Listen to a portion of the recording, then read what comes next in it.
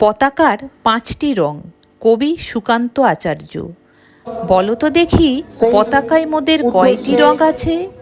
শিক্ষক এসে শুধালেন হেসে দ্বিতীয় শ্রেণীর কাছে। একসাথে মিলে সব ছেলে বলে চিৎকার করে জোরে, ৩টি বর্ণ রয়েছে রাঙানো জাতীয় পতাকা জুড়ে।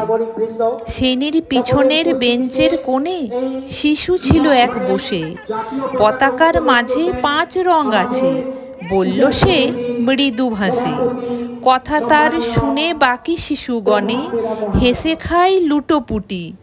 শিক্ষক রেগে বললেন হেঁকে, বোঝাও কি করে ৫টি?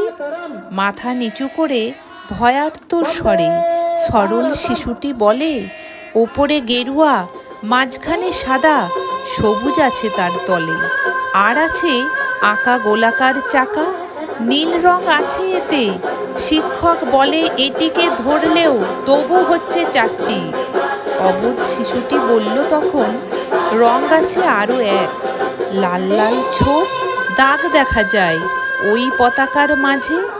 বাবাকে যখন আনলে ওরা কফিনের ঢাকা খুলে, জড়ানো রয়েছে দেহখানা তার পতাকা আর ফুলে। রক্তের দাগে ছিল লাল ছোপ ওই পতাকার মাঝে।